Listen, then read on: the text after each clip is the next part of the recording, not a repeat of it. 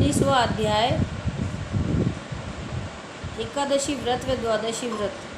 भगवान शंकर ने ब्रह्मपुत्र सनत कुमार से कहा, हे महामुने, श्रावण मास के दोनों पक्षों की एकादशी तिथि के दिन क्या करना चाहिए उसे सुनो। एकादशी व्रत के संबंध में मैंने आज तक किसी को कुछ नहीं बताया। यह व्रत गुप्त, उत्तम, महान, पुण्य तथा पाप ताप को जड़ से नष्ट करने वाला है। श्रावण मास में किए गए पापों का नाश करने वाला तथा सब व्रतों में उत्तम यह पवित्र एकादशी का व्रत है।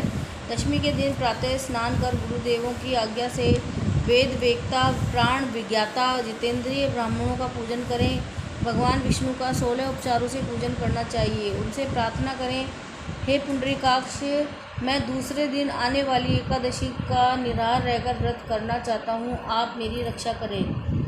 उस दिन गुरुदेव और अग्नि के समीप भूमि पर शयन करना चाहिए। काम, क्रोध और मोह को त्याग कर एकादशी के दिन प्रातःकाल भगवान विष्णु में मन लगाकर श्रीधर का जाप करते रहना चाहिए। 3 दिन तक किसी भी पाखंडी से वार्तालाप न करें। केवल इतना करने मात्र से यह व्रत मोक्ष को प्रदान करने वाला बन जाता है।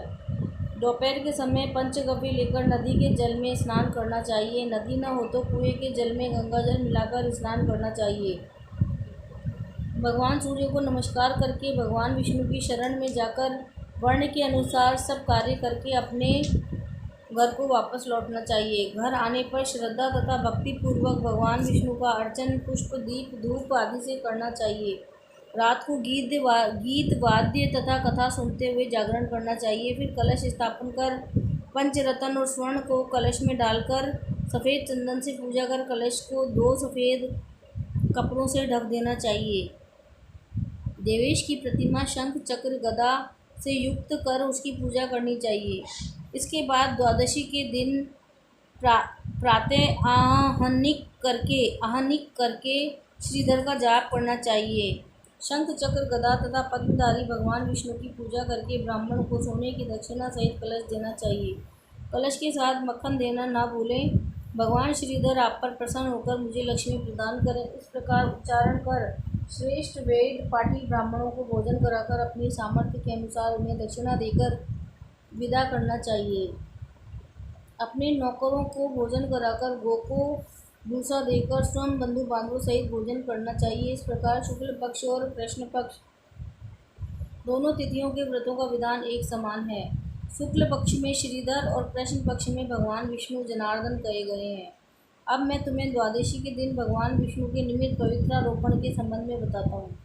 हे तात, इसका अधिकारी कौन है ये जान लेना भी आवश्यक है। ब्राह्मण, वैश्य, क्षत्रिय, शूद्र और स्वधर्म स्थित जनों के भक्ति द्वारा पवित्रारोपण करना चाहिए। स्त्रियों तथा शूद्रों को केवल नाम मात्र द्वारा हरि पूजन करना चाहिए।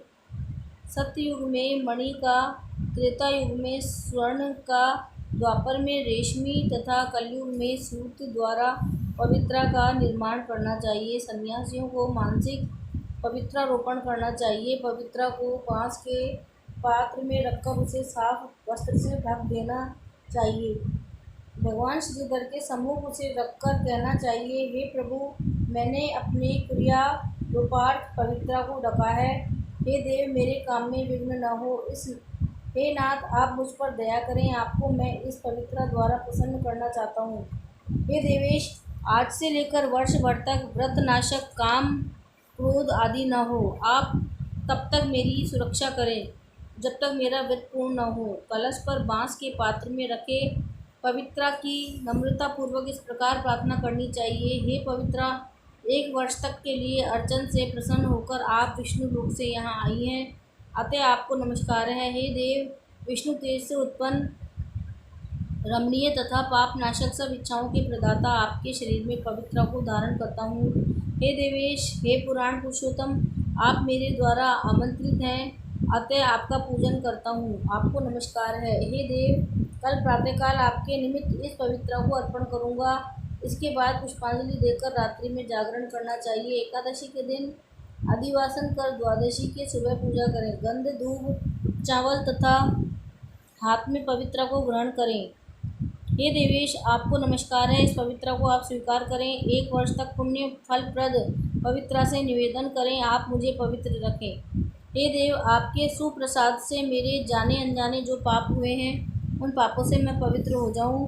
मूल मंत्र द्वारा पवित्रा को संपुटित कर नैवेद्य देना चाहिए। मूल मंत्र से अग्नि में घृत तथा पायस द्वारा हवन करना चाहिए।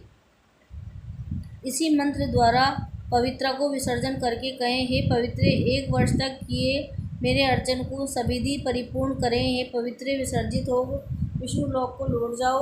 इस प्रकार कहकर उसे ब्राह्मण को दे दें या जल में विसर्जित कर दें। हे वत्स, जो मनुष्य हरि का पवित्रारोपण करता है वह इस संसार में आनंद भोगकर अंत में विष्णु लोक को जाता है।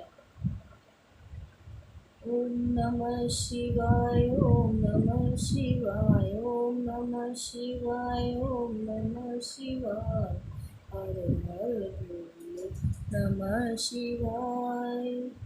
19वां अध्याय समाप्त।